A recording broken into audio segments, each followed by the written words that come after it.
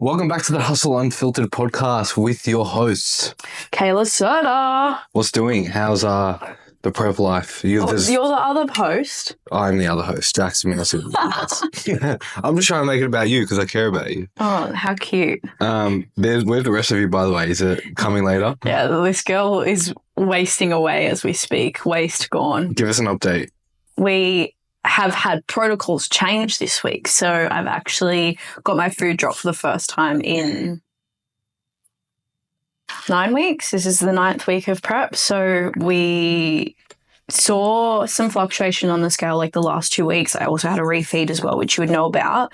And my weight like fluctuated a little bit, had like a couple new lows, but when we look at the averages across the last 2 weeks, my weight has basically maintained. So that is a sign that my body has basically just adjusted to the deficit. And it's just time to kick things up another notch. So even though there's still physical changes there, we are also in a extreme sport where I also need to be leaner. So food has been changed, dropped 100 calories for this week, and cardio also has been bumped up from 60 minutes to now 80 minutes a week. So any lessons learned over the past week? Honestly, I just need to keep prioritizing prep more. Challenges? Prioritizing prep more. What does that look like? No, it's just like, it's not that I haven't been prioritizing it. I think I've just been very like blasé about the whole thing. I'm just like, oh yeah, like I'm doing a prep, like yeah, cool. I can just diet and it's not a problem because I can just function as a normal human being when in reality, those things do play a role in how you function. Yeah. And there's obviously a lot more at stake versus doing like fat loss phases in the past where I had cardio to do, but it's like for a photo shoot, I'm not doing any sort of prep work in between then. Like I'm not posing. I know regardless, I'm going to look amazing by the end of it.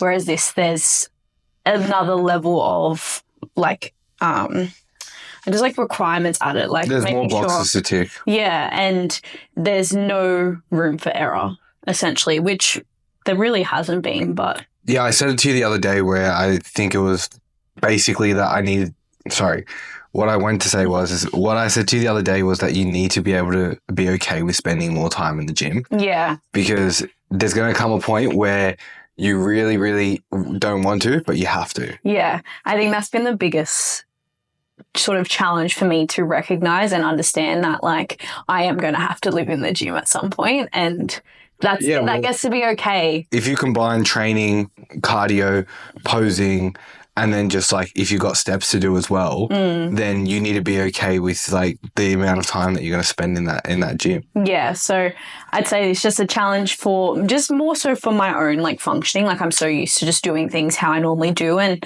for up until this point it's been working and it is working. But I know that as we get deeper into prep, as the responsibilities increase for my own goal, I am going to have to put that first for basically in front of everything. And for others, they might see like, yeah, that's kind of like to be expected. But I think just for me personally, like this is something I do struggle with and working on is actually putting my goals before anything and personal goals, not just like business goals and all that sort of stuff. It's like the personal goals are going to have to come before that as well. Getting a very high cost per use out of that walking pad though. Mate, the walking pad has been great. That's one thing. Like if that breaks, you're fucked. Yeah, because touch wood that it doesn't, but it's just I find doing steps outside so fucking boring. Like I love it. I think I'm not in a phase where I'm enjoying podcasts or like listening to music. Like for me, listening to music is I'm training hard. Like I like that music for then, but I'm not really enjoying music outside of that. There's no podcasts besides our own. Sometimes I literally would put on this podcast if I want to listen to someone talk. But there's like no other podcast where I'm like, I want to listen to you. I'm just like, shut the fuck up. When I was on the back end of my prep, there was points where I'd go for a walk and I'd literally just put on lo-fi music. Well, that's the other thing. When I know I'm at a certain point when the lo-fi starts because coming out, not so just for so much head noise. That you're just like, I need something to calm my nervous system down. That was me driving to work every single morning last year. Yeah. Especially during the fat loss phase. Listening to a lot of lo-fi music. Yeah, because I wasn't sleeping a lot either. And I was like, I feel so like overstimulated. It's like all I could listen to was lo-fi. Even sometimes listening to music when I'm training, I'm like, they have to come out between sets. Like I'll listen to it for a set. But I'm also getting to the point now where like I'm struggling to listen to music when I'm not doing anything. Yeah, that's fair. That's good. Like, look, from someone who's watching you and being by your side, seeing you do it, like, I think you're handling it very well. Slay. Feel lean. We've got lots of veins coming through. Definitely have lots of veins. Yeah. Because no one's going to ask me about my vein, but Well, you started your growth phase today. we start today, this week. Oh, this week. Sorry. Yeah, come on, don't even pay attention to it anymore. Shut up. I asked you this question last week. I asked you about what you're doing. Get fucked. It's a good thing that you listen to the podcast so you can actually remember it. No, I know you're in your growth phase because there's more balls to clear. Yeah, fuck. Yeah, so I started the growth phase this week. Definitely feeling, no, not much different as of just yet, but the amount of food we're putting away is definitely the most amount of food I've had to put away in a very long time. Last time I got my calories up this high, I was like close to 90 to 100 kilos. How high did your food get last time? When I did the growth phase before the show, I Yeah. got to 4,000. And what are you at now? I'm on 3,600. So pretty close to that. And So in this better condition as well. much better condition. So it's just a lot of food. Eating like the cream of rice every day, eating every 2 to 3 hours. You saw me the other day, like I forgot to have a meal, and then I was literally eating a meal and then had to have dinner and then had the creamy for dessert. So Yeah. it's a lot of food, but definitely feeling the strength increase in the gym already. So everything feels pretty good, but I'm very excited to see where the growth phase can take us. You're going to get big. Fucking hope so. Pay so much money to try and get this big and better. I reckon you will. You've seen, I reckon, like really good progress already just this year in a short amount of time. Definitely. So I think you're just going to get bigger. Anyway, today's topic, we're going to talk about essentially something that we never talk about because we're always talking about something that's to do with a specific phase. Essentially, and I can talk about this from personal experience as well, but I know you would definitely have some experience with this too. Just what it's like to be in maintenance and what to expect. Is it a good thing? Is it a bad thing? Because I don't know about you, I feel like a lot of people deem a maintenance phase or a maintenance period as a negative thing. Yeah, I think there's a big misconception where maintenance just means like do nothing or like there's no sort of positive outcome from it. But I like to think of it as like this is the time you get to solidify what you're doing or what you've done to that point. And yes, you get to cruise in a sense. You're not like so locked in on such a specific goal or a specific time frame or a specific outcome.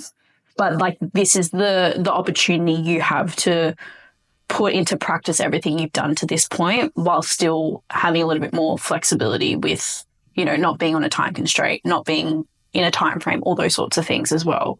Yeah, I completely agree. I mean, speaking from experience over the past 8 weeks, I've been in maintenance. I only just started the growth phase this week and it's been great. Nothing has changed though.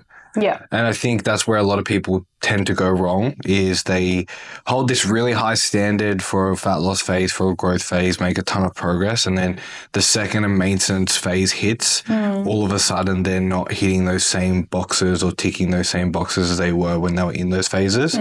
When in reality, you should be doing everything just as much, except without the added sort of stress. Because the way I look at it, when you're doing a fat loss phase or when you're doing a growth phase, there is a lot of stress on the body, i.e. training volume is going to be higher or lower, food is going to be higher or lower, which is stress whether you want to look at it that way or not, because less food means that you are moving more, therefore you have less energy coming in. More food means that you have to digest that food and use it to build muscle. Like that is a very expensive process that a lot of people don't understand. So I think when it comes to maintenance, you need to look at it as like, this is your best opportunity for you to be training at a high level and recovering properly, having some flexibility and still doing all the right things. Yeah.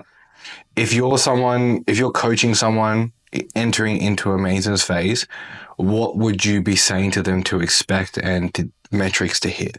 I'd say expectations is like, yeah, you're probably going to feel like you're going nowhere in a way because you've just like we're just going to use it from the example you've just hit a goal. It's like you've seen everything add up to this specific outcome.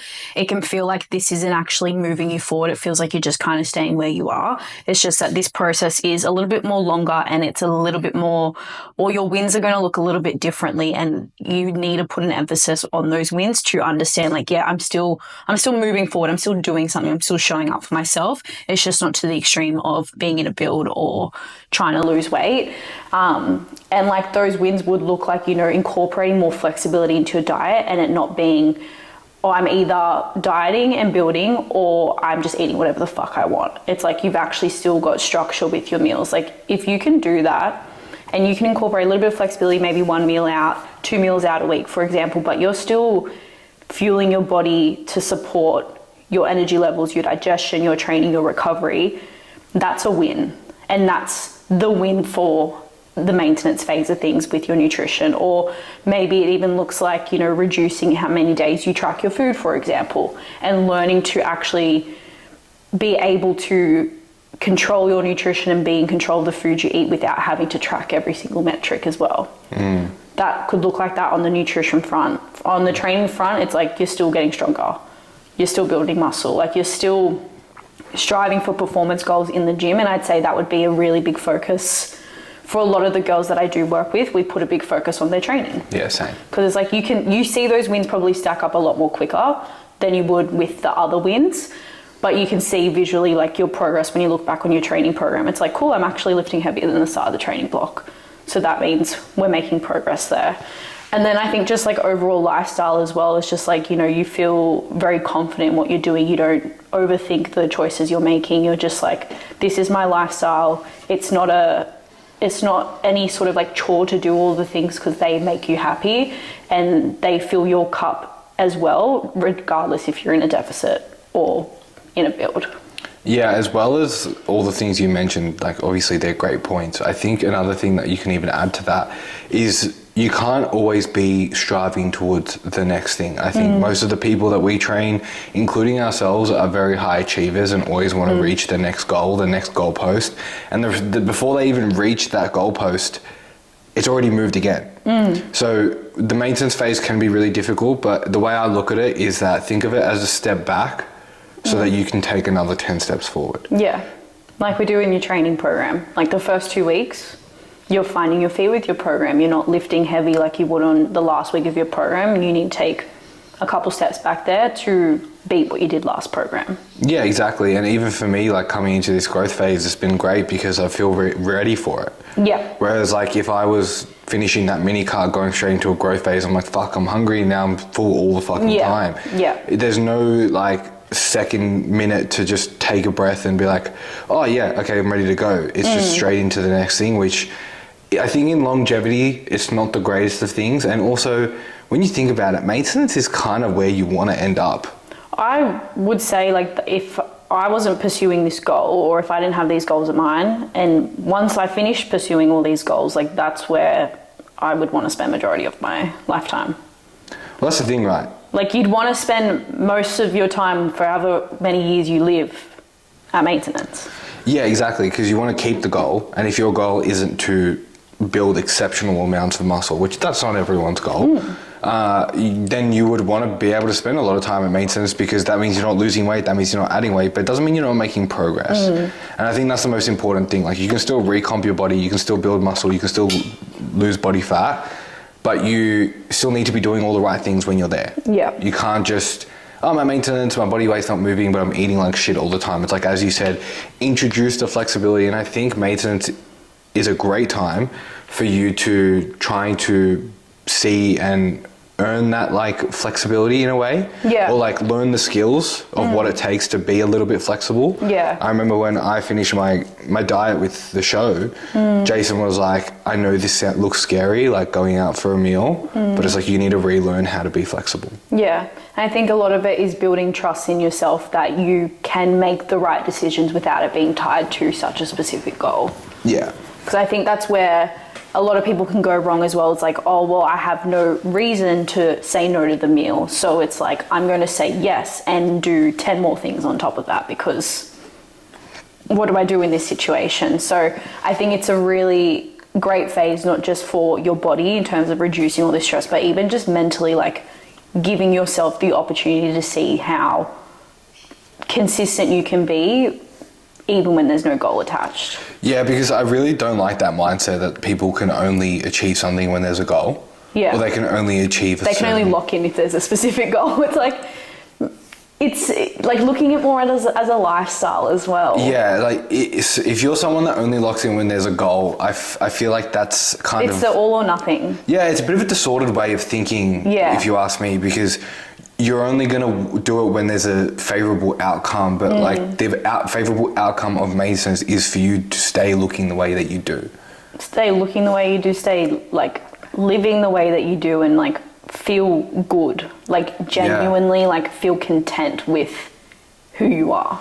Yeah, I have a client who we're at maintenance now after like a 17-week diet, and it was his birthday on the weekend. He's like, bro, I can't believe how shit I feel when I don't eat good food. Yeah. I'm like, yeah, you know the difference now. Yeah. Because you've been on the other end of it and you know what it feels like. I was like, all right, cool. Like, you know exactly what you've done in order with your food over the weekend.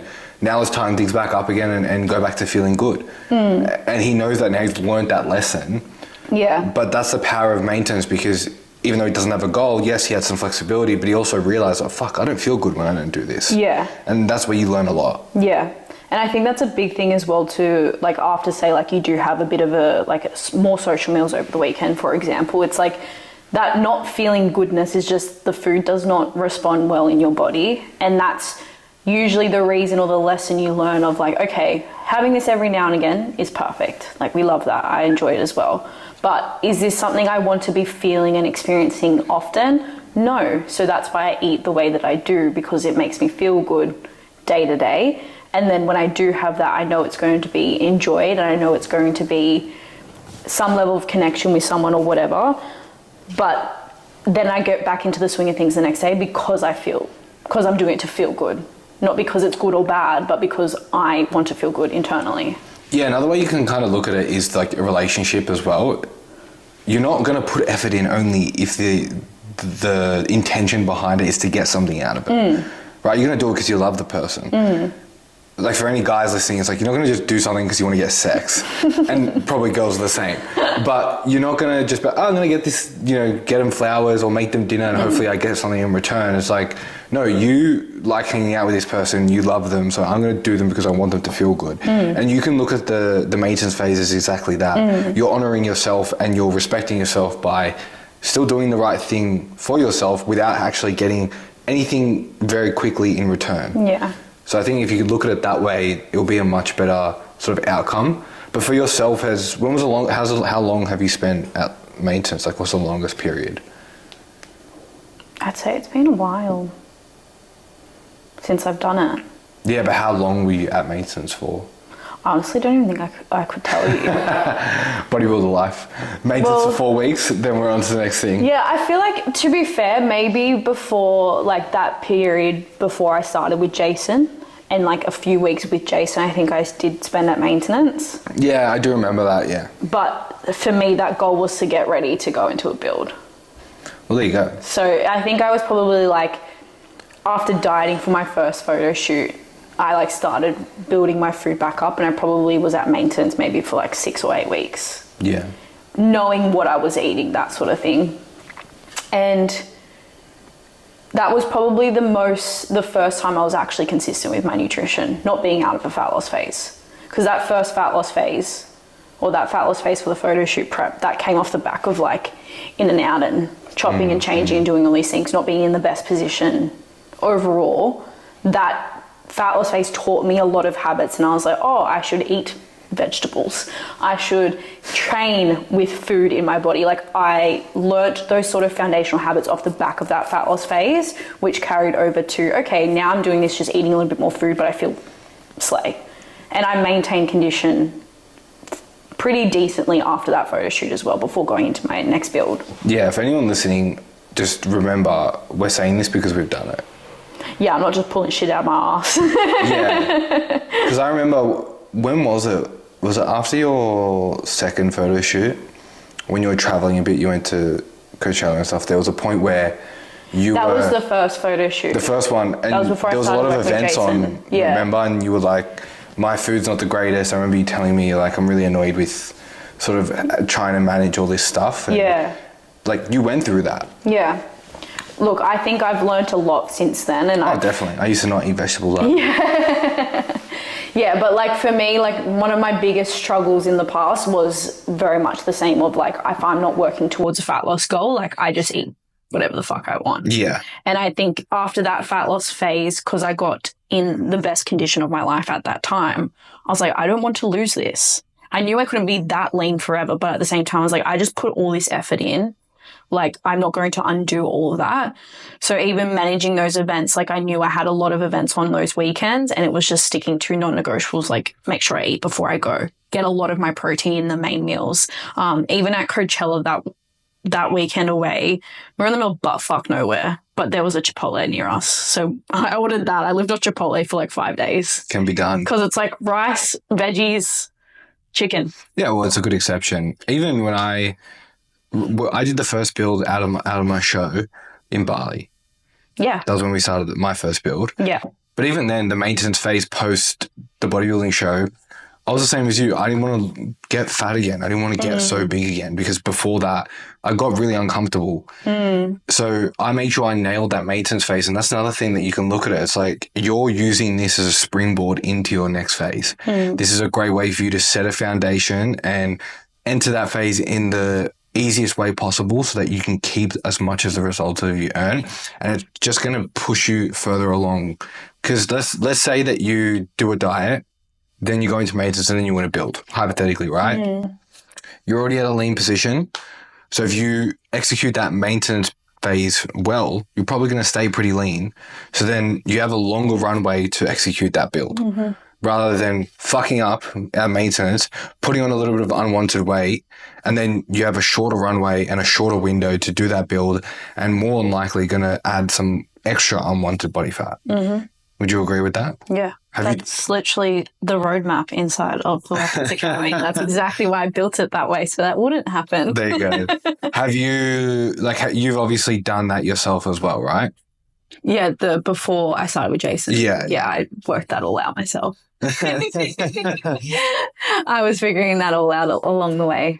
Yeah. I think maintenance is also a great period of time to establish foundation habits. We use that a lot too. Yeah. So if you're new, use maintenance to get a good understanding of what foods are good, what are bad, or not even so much what are good or what are bad, but what are going to work for you. And then see how you feel. Execute training. So there's great ways to use maintenance in many times that are not just not being progressive, quote unquote. Yeah. Well, I think it's just like understanding that not all wins are going to be massive. I think, you know, we obviously all, like Jackson said, like we're all high achievers probably listening. We want big things for ourselves, and we can sometimes get a little bit too caught up in the big, massive milestones reached that we forget all the little things that actually add up to it. And I even put in literally our group chat this week with my one-on-ones, that like consistency of the little things add up over time, and it's going to feel like you're getting nowhere, but all of a sudden like that outcome's going to come. So it's like in a maintenance, for example, or if you're not chasing a specific goal, but it's like, you know, if you're stacking wins of still eating your 3 main meals every single day, you know, you're still getting outside for a walk, you're still showing up to the gym 3 to 5 times a week, and you're sticking to those non-negotiables because you've made it part of your routine, your lifestyle, and it's enjoyable. That's going to be the outcome of that at the end of the day is going to be either that transition to the next phase or you living a lifestyle that's just like it is what it is. And there's no question about it. So I think, you know, it's really important to not discredit the smaller things that you're doing day to day that are going to add up. And that can go in the other direction too, which I feel like can happen at maintenance. It's like, oh, you know, it's just like I'm maintaining, so like I just won't do this, or oh, I didn't eat brekkie this morning, I forgot, so fuck it, I won't do my steps. I won't do this. Like that's also going to compound over time. So it's like you can either compound the small wins really, really well, that'll add up, or you can turn a blind eye to them, say that they don't matter, and then before you know it, you're in the same position you started after all this work you did. Yeah. Yeah, I agree with that. I had a client who entered a maintenance after a build this week, he's like, what can I expect? Like, what are you looking for? What should I think about? I said, honestly, you should just feel really good. Should feel energetic in the gym. Should feel recovered after training. And you should just have a lot less stress and inflammation in the body because you're not doing excessive of one or the other. And he's like, oh, that sounds really simple. And I was like, yeah, because it is. I was like, it doesn't sound flashy or fancy, but it's going to set you up to have a break so that, for example, this guy's quite a bit of size to put on. It's going to set you up so that you're not force feeding yourself anymore. Your digestion can have a bit of a break. You're not force feeding fuck tons of hot cross buns and bagels all day.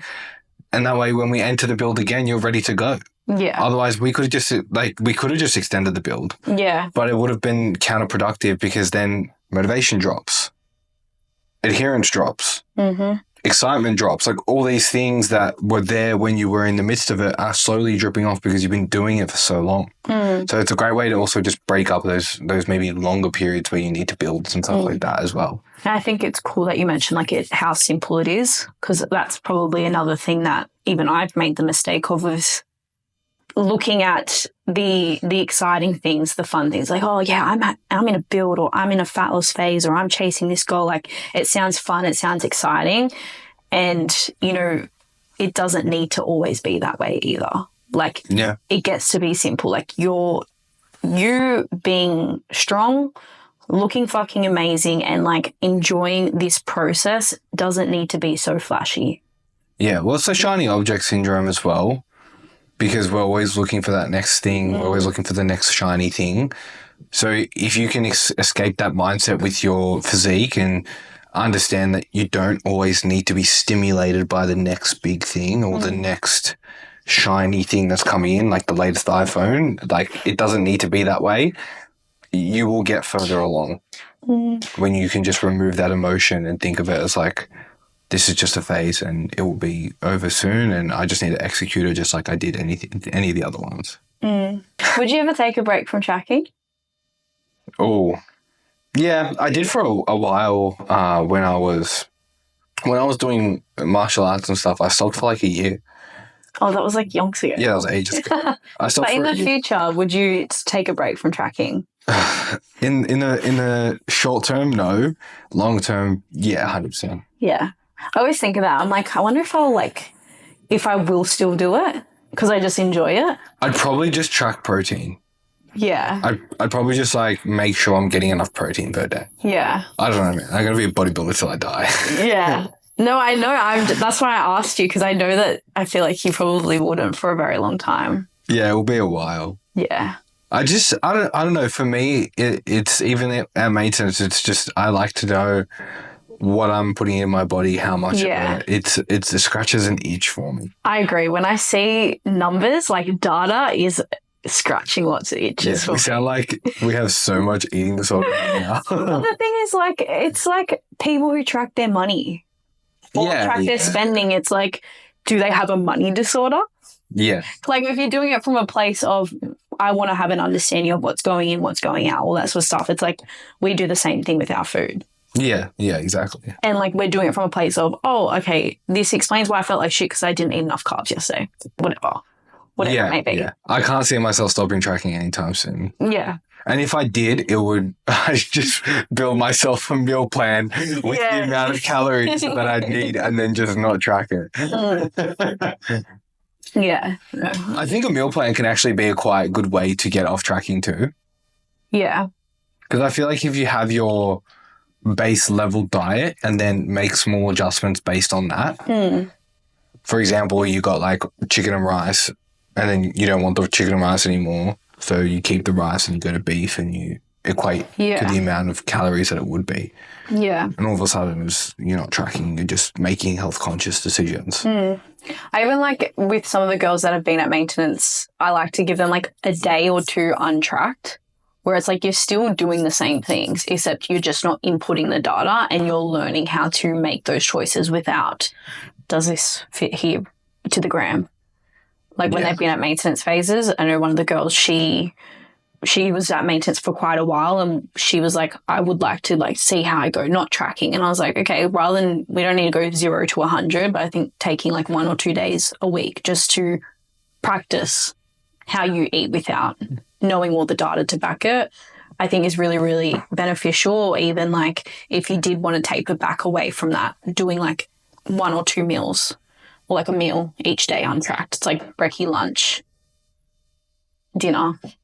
Have what you normally have, but just don't track it. Yeah, well, when Adrian was here, those few days, there was a couple of days there where I didn't track, but I had a very good understanding of where I was at. Even just having some of the meals that we had, I could gauge like, okay, dinner, I could probably get away with this. And my weight didn't change. Yeah. I'll never give up tracking. I have an eating disorder.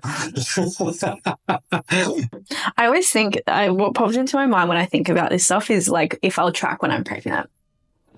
Definitely not. I reckon I would though. Really? Well, the thing is like, don't you only need to eat you want 1 to to eat 200 calories above maintenance? something like that. Yeah. But I would want to make sure I'm eating enough. Yeah, that's fair. Because like I have some comments around that, but I feel like I'd get in trouble if I said that. Well, look, I just think about, because I like just from hearing like experience with other people, and just like I know that obviously there's things that can happen, like you can get sick and like appetite gets shot, or appetite can go through the roof. Like, I don't know, like I have these thoughts with myself in these conversations of like, you know, just because I am pregnant, I'm not just going to eat whatever the fuck I want. So I feel like I would still probably not track every day like I do now, but I would probably still eyeball and track things just to make sure I'm getting in enough food to support my pregnancy. I'm not pregnant, but I just think about these things. Still pendulum squatting 60 kilos. Mate, I'll be like this, doing my pendulum squat with massive belly like this. At least you won't need a belt. You have enough to brace. I don't even use a belt, so fine. It's so weird that you think about tracking when you're pregnant. I just like think like, in this scenario, what would I do? In this scenario, what would I do? Yeah, I'm very much live in the moment type of person. Yeah, I am too, but I like to, like, I'm a bit of a... Here's a question. What? We're going a bit off topic here, but I'm all for it. At what age would you introduce the idea of tracking calories to kids? Oh. Because I feel like that can be a slippery slope very quickly. I started tracking when I was like 16. Yeah, I think I learned about tracking because it was still quite a taboo subject when... Maybe like 15, 16. I think I was a bit older. I think I was... No, I was about 15, 16 as well. But I didn't do it very well. I didn't understand it. I think when I got really good at it and when I understood it the most was probably when I was around 18. Yeah. I'm pretty sure I lived on like 1,500 calories for like... Yeah, that's what I mean. That's where like, it can I be... used MyFitnessPal to set up my macros when I first 100%. started. And I had no idea how to use it. And I was so obsessed with watching Whitney Simmons and Christian Guzman and his ex-misso at the time. And they were like... Him and his ex-missus were fucking bodybuilders, so I was trying to copy their meal plan. Yeah, type it into MyFitnessPal. I was trying to copy Whitney Simmons' meal plan, type it into MyFitnessPal, and it was all over the shop. But like, that's how I basically learned how to track that young. But I don't think like, yeah, look, like I wouldn't even say introducing it to a child. No way. Or like not even a child, but like if we had kids and they asked us about it when they're a teenager, we could have that conversation, but I wouldn't be like, you can start tracking when you're 16, you know? Why is dad always putting food on a food scale? Yeah. But I think like it's good to teach. I say this like we have kids, but it'll be good to teach them from a younger age, just understanding like what type of food is. Yeah. And like why we're eating it. It's like, I agree. You know, you guys are just listening to a couple's chat about us having kids. But you know, when like you were growing up, it's like eat your veggies so you get big and strong. It's like eat your protein so you can get fucking big and strong. Eat that steak on your plate. I hated steak when I was a kid. So did I. I lived off like lamb cutlets. Mince. And that's pretty much it. That's all I ate. I was a fussy eater when I was a child. So was I. I lived I off Nando's hate- pasta Yeah. and McDonald's. So every Thursday night, my nonna and tata would take me to get Macca's. Yeah, my nonno used to live above the Bondi Junction interchange. Yeah. So that Macca's in the interchange saw me a lot and my brother. Yeah. No, every Thursday was go to the shops, late night shopping with them, and they'd buy me Macca's and like drop me off at 9 p.m. at night back to my mum. My mum would always say that I was apparently like so hyper when I'd get home too. She's just like, fuck, what do I do with this child? And then Friday night was The same thing happens now if you eat a lot of food. yeah, I know. And then on a Friday night, we'd go to the golf club every single Friday and I'd get Chinese. And I'd play the chocolate machine. I'd steal all my touches coins. The chocolate machine. But I lived off chocolate. Like I didn't want to eat any other food but chocolate. Rice bubbles as well. And 2-minute noodles. 2-minute noodles slap. The day I found out what meagerine was, I was fucking hooked. I feel like that's something you like go up a level when you're a teenager. Like 2-minute noodles was like children, and then that was like teenager. Yeah, that was like, I'm a big boy now. Yeah. I remember I'd go to swimming lesson and then I'd come home and eat my chicken 2-minute noodles. All the tomato 2-minute noodles were pretty good too. And that was my meals as a child. So I was a kid doing swimming lessons. Yeah, if I know. I never did that. Yeah. I didn't do any sports, so that explained why I was pretty fat. I mean, I got a bit chunky too, but I still played sport and I still did dancing like 5 times a week. Yeah, nah, I did none of that. I played games. Yeah. I played games too. I played PlayStation too. No, but I feel like with the whole kid situation, you'd want to just teach them what healthy foods are, just like how to eat it according to like what they need. Yeah. I think that's. I think about these things too. I think about a lot of things. I know. You tell me all the time. Yeah, but like, you know, the kid's going to come out enjoying steak. That's for sure. I'll make sure of it. Yeah, I can't believe I didn't like steak compared to how much I like it now. I liked sushi a lot. That was like, I still do. Yeah. Sushi was good. It was also like spaghetti bolognese. My dad's spaghetti bolognese. I remember I went to my nonna's farm once. Just me and my brother. It was an impromptu trip on like a Thursday night. We were skipping school on Friday. Shocker. And we got there and she did like an emergency shop. And she used to have like a bread box. This bread box was like fucking a gold mine. And we got there and she's like, look what I got. And she opened the bread box and there was like lollies, donuts, cookies. And I just took a photo of it because I was like, this is so cool. That explained why I was so fat. Yeah. Yeah. No, one of the things that's funny, like when I think of like growing up, like food stuff, like I was never able to have the Pop Tops. You know, like Oh, yeah. I could only have the apple and the orange flavor. My mum never let me have the blue flavor. For whatever reason, I don't know. I was not allowed to have the blue flavor. Like, wasn't allowed to have, what's it called? The Fruit Loops. Really? Only on holidays.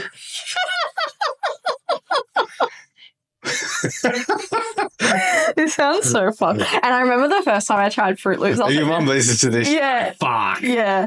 And I remember the first time we had it. You know those little like cereal boxes, like the like single serve ones? That was the only I would time. have like 4 of them at a time. We had that when we'd go on like holidays to like Noosa and things like that. And we had the Fruit Loop ones and I tried it on holidays and I remember like, this is disgusting because Fruit Loops actually taste like shit. I don't like the taste of them. But I remember I was just like so excited that I got to have them. Like I just ate it anyway.